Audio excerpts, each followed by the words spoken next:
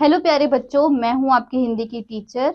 और आज मैं फिर एक बार आप लोगों के लिए लाई हूं एक और रोमांचक पाठ, जो है पाठ 11, गिल्लू सियार का लालच।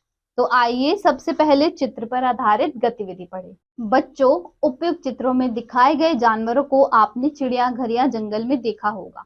अपनी जानकारी के आधार पर निम्नलिखित सूचना को पूरा कीजिए। चित्र में दिए गए जानवरों के नाम।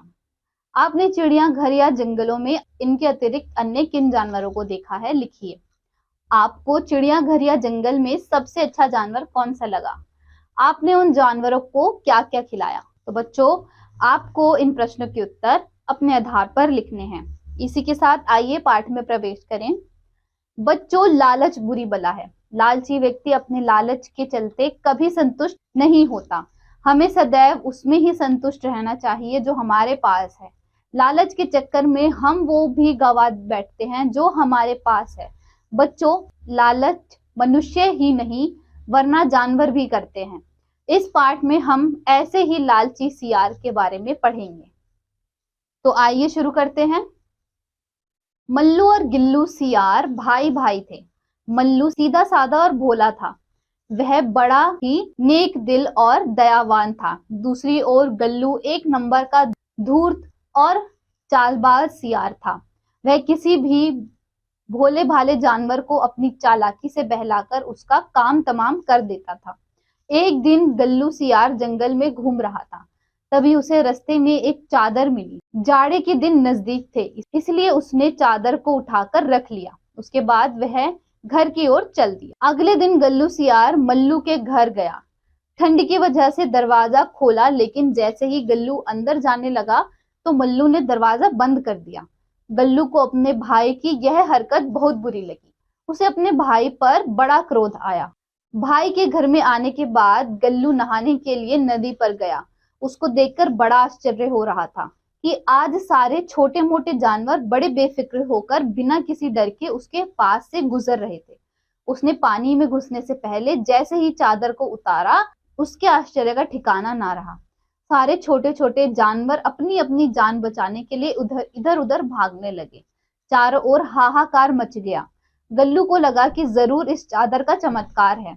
उसके मन में विचार आया कि कहीं यह जादुई तो नहीं जिसको ओढ़ते ही वह अदृश्य हो जाता है। तभी उसे याद आया कि मल्लू ने भी दरवाजा खटखटाने की आवाज सुनकर दरवाजा खोला और एकाएक बंद भी कर दिया, मानो दरवाजे पर कोई हो ही नहीं। अब उसका शक यकीन में बदल गया और उसे मल्लू पर किसी तरह का क्रोध भी नहीं रहा। वह नहाकर जल्दी से जल्दी अपने भाई मल्लू सियार के पास पहुंचना चाहता था। अतः लंबे डग भरता हुआ उसके घर जा पहुंचा। उसने मल्लू को वह चादर दिखाई और प्रसन्न होते हुए बोला, देखो भाई, इस जादुई चादर को ओढ़ते ही ओढ़ने वाला अदृश्य हो जाता है। मैंने सोचा कि क्यों ना इसकी मदद से मैं जंगल के राजा को मारकर खुद जंगल का राजा बन जाऊं। अगर तुम मेरा साथ दोगे तो मैं तुम्हें महामंत्री का पद दूंगा। भाई गल्लू, मुझे महामंत्री का कोई लालच नहीं। यदि तुम मुझे राजा भी बना दोगे तो भी मैं नहीं बनूंगा, क्योंकि अपने स्वामी से गद्दारी मैं नहीं कर सकता। मैं तुम्हें भी यह सलाह दूंगा कि तुम्हें इस चादर का दुरुपयोग नहीं करना चाहिए। अगर गल्लू जंगल का राजा बन बैठा तब तो अनर्थ हो जाएगा। एक सियार को जंगल का राजा बना देकर पड़ोसी राजा हम पर आक्रमण कर देगा। शक्तिशाली राजा के अभाव में हम अवश्य ही हार जाएंगे और हमारी स्वतंत्रता खतरे में पड़ जाएगी। यह सोचकर मल्लू सियार सिहर उठा और उसने मन ही मन गल्लू की चाल को असफल बनाने की एक योजना बना डाली। रात के समय जब सब सो रहे थे, तब मल्लू अपने घर से निकला और चुपचाप खिड़की के रास्ते गल्लू के मकान में घुस गया। उसने देखा कि गल्लू की चादर उसके पास रखी हुई है। उसने बड़ी ही सावधानी से उसको उठाया और उसके स्थान पर एक अन्य चादर रख दी, जो कि बिल्कुल वैसी ही थी। इसके बाद वह अपने घर आ गया। सुबह उठकर नहा धोकर गल्लू सियार शेर को मारने के लिए चादर ओढ़कर प्रसन्नता पूर्वक उसकी मांद की ओर चल पड़ा। आज उसके पांव धरती पर नहीं पड़ रहे थे। आखिर वह अपने को भावी राजा समझ रहा था। मांद में पहुंचकर उसने देखा कि शेर अभी सो रहा था। गल्लू ने गर्व से उसको एक लात मारी और उसको जगाकर गालियां देने लगा। शेर चौंक कर उठ गया। वह भूखा तो था ही, ऊपर से गल्लू ने उसको क्रोध भी दिला दिया था, सो उसने एक ही वार में गल्लू का काम तमाम कर दिया। मल्लू सियार को जब अपने भाई के मृत्यु की खबर मिली तो उसको बड़ा दुख हुआ, पर उसने सोचा कि इसके अलावा जंगल की स्वतंत्रता को बचाने का कोई अन्य रास्ता भी तो नहीं था। उसकी आंखों में आंसू आ गए। वह उठा और उसने उसे जादुई चादर को जला डाला ताकि वह किसी और के हाथ में ना पड़ जाए। मल्लू ने अपनी भाई की जान देकर अपने राजा के प्राण बचाए थे और जंगल की स्वतंत्रता भी। शब्द वाटिका। नेक दिल, भला, काइंड। धूर्त, चालाक, क्लेवर। नजदीक, पास, करीब, नियर बाय। क्रोध, गुस्सा, एंग्री। आश्चर्य, आश्चर्य, अचरज, ताज्जुब, सरप्राइज।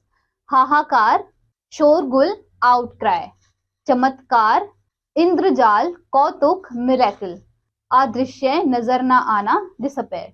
मुहावरा, काम तमाम करना, मार डालना।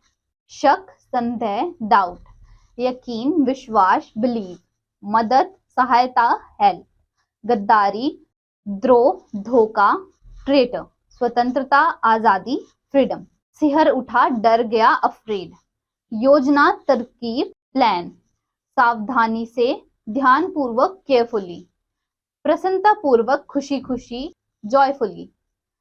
भावी राजा, भावी राजा, भविष्य का राजा, फ्यूचर किंग। मांद, गुफा, केव। गर्व, घमंड, प्राउड। खबर, समाचार, न्यूज। दुख, संताप, सौरो। कुछ नया जानिए। सियार साधारणतः 8 से 10 किलोग्राम वजनी होता है और आकार में 27 से 33 इंच लंबे होते हैं। साथ ही पूंछ 10 इंच तक होती है। इनकी आयु 8 से 10 वर्ष होती है। इनके शिकारी दुश्मन लकड़बग्घे, तेंदुए और शेर होते हैं। कई बार ये दूसरे शिकारियों के लिए हुए शिकार को चुराते हैं। आमतौर पर ये खुले मैदान, घास के मैदान और झाड़ियों वाले इलाकों में रहना पसंद करते हैं, लेकिन इंसानों के द्वारा पेड़ कटाई और खेतीबाड़ी में इनका इलाका अब खतरे में आ गया है। ज्ञानवर्धक तथ्य। सियार का वैज्ञानिक नाम केन्स ऑरस है। यह भारत के जंगलों में गन्ने आदि के खेतों में आमतौर पर पाए जाने वाला मध्य आकार का पशु है, जो लगभग लोमड़ी की तरह का होता है। सामान्य तौर पर सियार गांव के निकट पाया जाता है। सियार भोजन के लिए गांव की भेड़ बकरियों पर भी हमला करते हैं। ये कुत्ते के बच्चे को भी खा जाते हैं। पारिस्थितिकी तंत्र में भूमिका। गीदड़ कस्बों और गांव के आसपास कचरा और मरे जानवरों का मांस खाकर सफाई कर्मी की महत्वपूर्ण भूमिका निभाते हैं। गीदड़ खेतों में मौजूद चूहे, खरगोश और दूसरे छोटे जानवरों को खाकर कृषि कार्य में मदद करते हैं। विचार मंथन। अगर सियार शेर को मार देता तो क्या हो? इस प्रश्न की चर्चा अपनी कक्षा में कीजिए। तो बच्चों, इसी के साथ हमारा पाठ यही समाप्त होता है। मुझे उम्मीद है आपको ये पाठ बहुत अच्छा लगा होगा और आपको इससे कई सारी जानकारियां प्राप्त हुई होंगी। मैं आपसे मिलूंगी अगली कक्षा में एक और रोमांचक पाठ के साथ।